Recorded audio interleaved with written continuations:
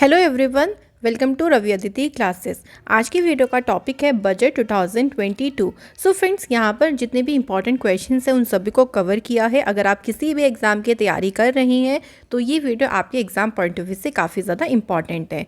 तो चलिए फ्रेंड्स, शुरू करते हैं बजट पर इंपॉर्टेंट क्वेश्चंस को। पहला क्वेश्चन है, देखिए, who has presented the union budget 2022-23 in the parliament. तो संसद में जो इस बार का केंद्रीय बजट था, इस केंद्रीय बजट को किसने पेश किया है? राइट आंसर हो जाएगा निर्मला सीतारमण जी। देखिए, निर्मला सीतारमण जी के पास में है फाइनेंस मिनिस्ट्री, ये आपको याद रखना है। और फाइनेंस जो मिनिस्टर होते हैं उनके द्वारा ही यूनियन बजट को पार्लियामेंट में पेश किया जाता है। नेक्स्ट है question, how many times paperless budget has been presented in the parliament? Right answer is 2। तो संसद में देखिए फ्रेंड्स, 2 बार पेपरलेस जो बजट है वो पेश किया जा चुका है। अब हमें इस बारे में ये भी पता होना चाहिए कि कब कब वो पेपरलेस बजट प्रेजेंट किया गया। तो सबसे पहले 2021 में पहला पेपरलेस बजट पेश किया गया था और सेकंड टाइम 2022 यानी इस बार। तो 21 और जो 22 का बजट आया था वो दोनों के जो बजट थे वो थे paperless budget. Very important question.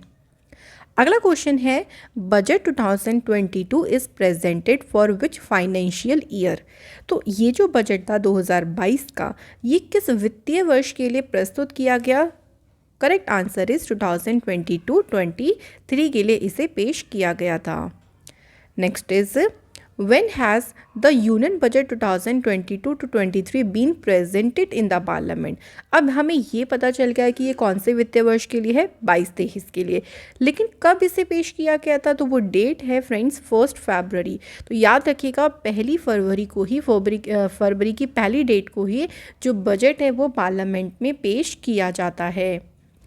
इसके बाद next question, in which article of the constitution the word budget is used? हमारे संविधान के कौन से आर्टिकल में जो बजट शब्द है इसका प्रयोग किया गया?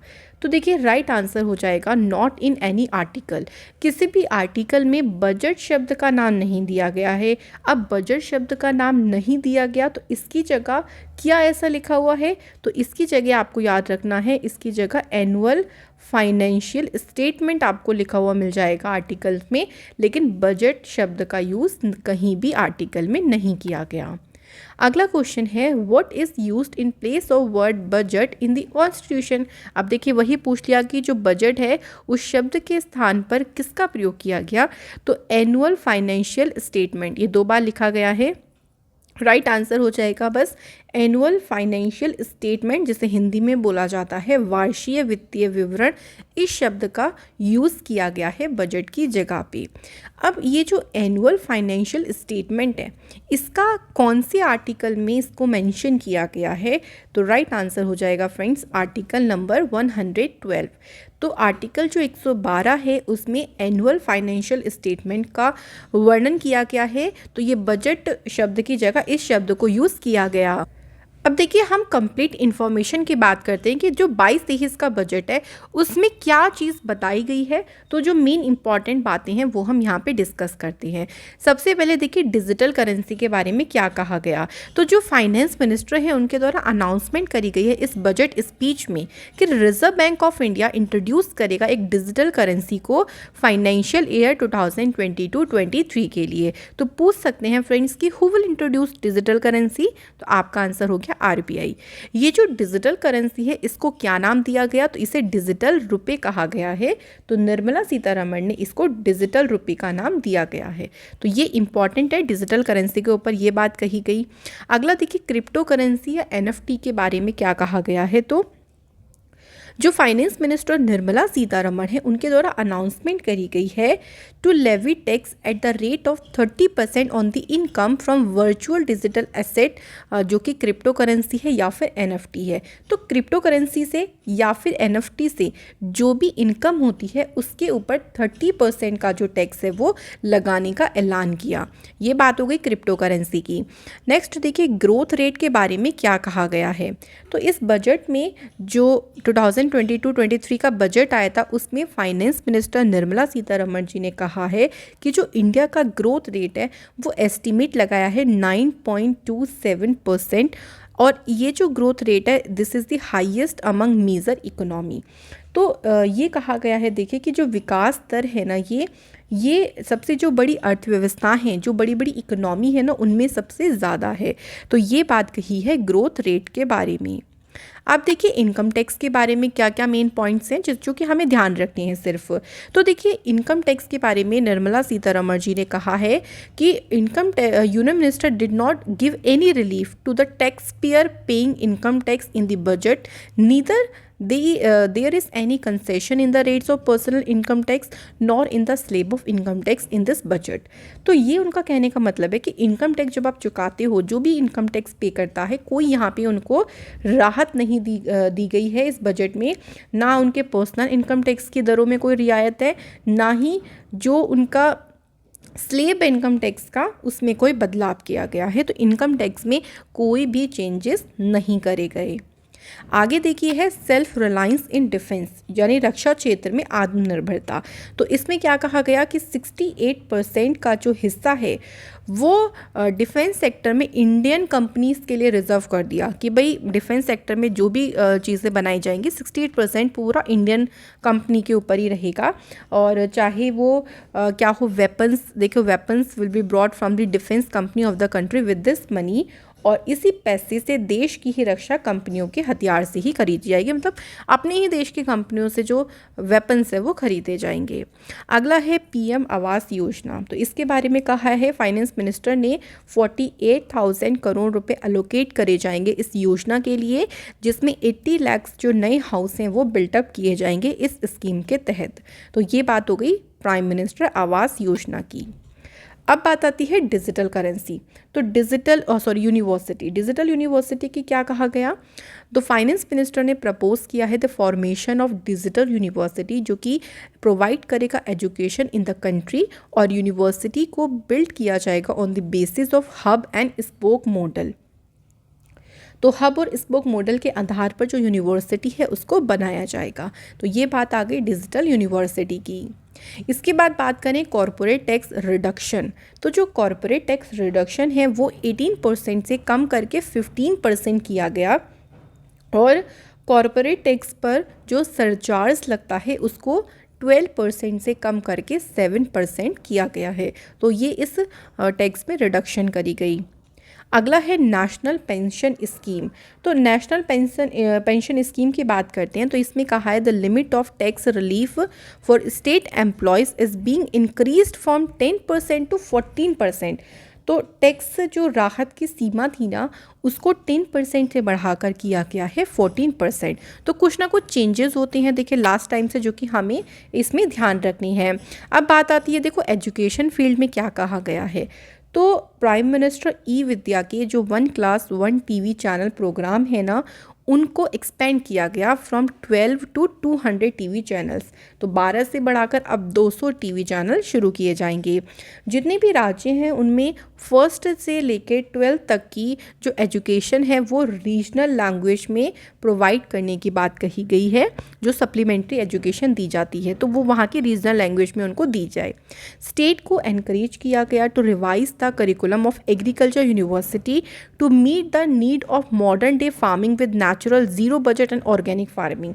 तो भाई देखो ऑर्गेनिक फार्मिंग तो बढ़ावा ही दिया जा रहा है, तो एक तरीके से जो एग्रीकल्चर यूनिवर्सिटी का करिकुलम है उसको एक बार रिवाइज करने के बारे में यहाँ पर कहा गया है, जो कि ज़ीरो बजट हो गया या आप कह लो मॉडर्न डे फार्मिंग है उसकी आवश्यकता को पूरा कर सके। अगला जो हमारा फील्ड है वो है LTCG टैक्स। अब LCTG टैक्स के बारे में क्या कहा गया है देखो, तो निर्मला सीतारमण जी ने रिड्यूस किया है surcharge on cooperative societies whose income, जिनकी इनकम 1 से लेकर 10 करोड़ के बीच है। तो उसमें जो उस पर सरचार्ज लगता है उसको 12 से घटाकर 7% किया गया। Surcharge not exceeding 15% will be levied on any LCTC tax. तो 15% से ज़्यादा जो सरचार्ज है वो नहीं लगाया जाएगा, इस बारे में उन्होंने कहा है। अगला देखो 60,000 नई जॉब्स के बारे में क्या बोला, तो फाइनेंस मिनिस्टर निर्मला सीतारमण ने कहा है कि PLI जो स्कीम है उसको काफ़ी अच्छी सक्सेस मिली है और अगले 5 साल में ये 60 लाख नई जो जॉब्स हैं उसको क्रिएट करने की यहाँ पे संभावना बताई जा रही है। अगला जो फील्ड है वो है देखिए इम्पोर्ट ड्यूटी। तो इंपोर्ट ड्यूटी के बारे में कहा गया है कि कैपिटल गुड्स पर जो इंपोर्ट ड्यूटी में छूट थी वो हटाई गई है। अब उसमें जो जितनी भी एग्जामिशन मिल रही थी उसको रिमूव किया गया। इंपोर्ट ड्यूटी जो है वो अब कितनी परसेंट पे लगेगी, 7.5% इस पर रेट लगेगा, इस पे टैक्स का। अगला फील्ड है 4 pillars of development during the budget. तो इसमें फाइनेंस मिनिस्टर ने कहा है, काउंट किए हैं 4 pillars development during the budget के दौरान। इसमें देखिए 25,000 किलोमीटर का जो हाईवे है वो 1 साल में बिल्ड किया जाएगा और जो इंफ्रास्ट्रक्चर है उसको मजबूत किया जाएगा। और चौथा हमारे पास क्या है कि जो ब्लूप्रिंट है, जो ग्रोथ का ब्लूप्रिंट है 25 सालों के लिए, वो पूरा प्रिपेयर किया जाएगा। तो ये हैं डेवलपमेंट के 4 पिलर्स। अगला है देखिए 2022-23 international year of coarse cereals, यानी जो मोटा अनाज वर्ष है, इसके बारे में क्या कहा गया। तो निर्मला सीतारमण जी ने कहा है कि गवर्नमेंट पे करेगी 2.37 lakh crore rupees for the purchase of wheat, और जो पैडी है उसके लिए यानी धान की खरीद के लिए जो मिनिमम सपोर्ट प्राइस है वो यहाँ पर दिया जाएगा। तो गेहूं और धान की खरीद के लिए इतना जो न्यूनतम मिनिमम सपोर्ट प्राइस है वो प्रोवाइड करा जाएगा। और केंद्रीय बजट देखिए, जब यूनियन बजट प्रेजेंट किया था ना, तो उस दौरान 2022-23 को international year of coarse cereals के तौर पर सेलिब्रेट करने की घोषणा करी। तो ये आप लोगों से पूछ सकते हैं कि कौन से वर्ष को ये सेलिब्रेट करेंगे, तो 2022-23 को। इसके बाद देखिए 5G स्पेक्ट्रम के बारे में क्या बोला। तो फाइनेंस मिनिस्टर ने कहा है 5G स्पेक्ट्रम को जो है इसकी नीलामी 2022 में इसकी नीलामी करेगी। और लेकिन जो 5G सेवा जो आपको सर्विस मिलना शुरू होगी वो 2023 से मिलना शुरू हो जाएगी। और 2025 तक देश के जितने भी गांव हैं, जितने भी विलेजेस हैं, वहाँ तक ऑप्टिकल फाइबर की पहुँच तक, मतलब ऑप्टिकल फाइबर वहाँ तक ले जाया जाएगा।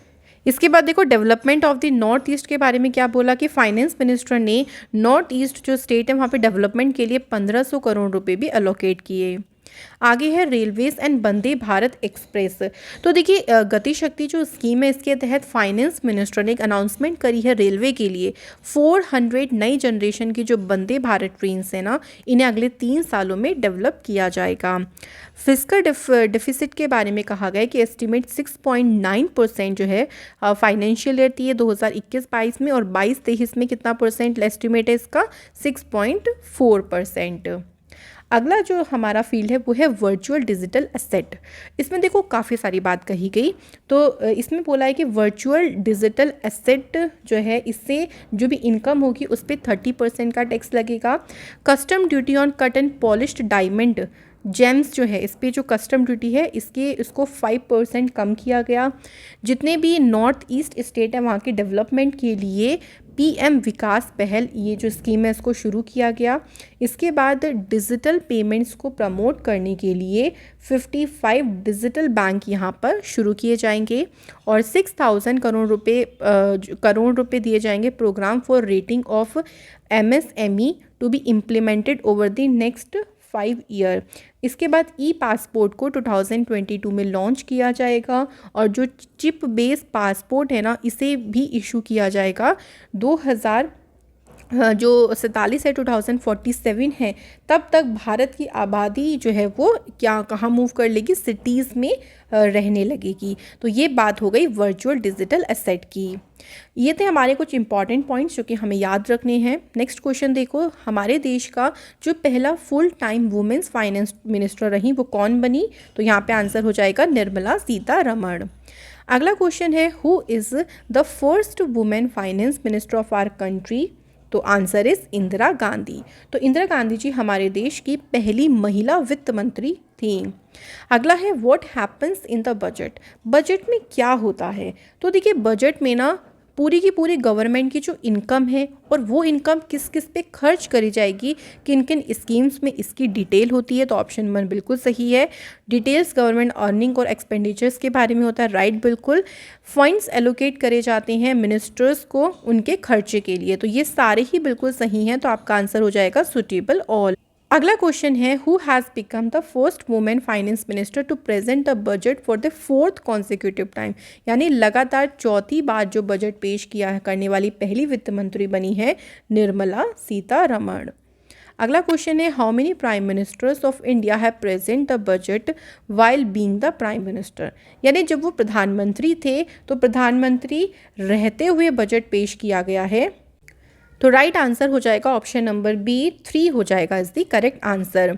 इसके बाद है विच 3 prime minister of India presented the budget while being the prime minister. अब हम उनके बारे में बात करते हैं कि उन प्राइम मिनिस्टर्स का नाम क्या है। जवाहरलाल नेहरू, राजीव गांधी और इंदिरा गांधी। तो ये जो प्राइम मिनिस्टर थे तो उन्होंने प्रधानमंत्री रहते हुए बजट को पेश किया था, इसलिए आंसर हो जाएगा सुटेबल ऑल। नेक्स्ट क्वेश्चन है देखिए who has presented the first budget of independent India. तो इंडिपेंडेंट यानी स्वतंत्र भारत का जो पहला बजट है वो किसने पेश किया था, आर के शनमुखम चेट्टी ने। अगला क्वेश्चन है when was Shanmukham Chetty presented the first budget of independent India.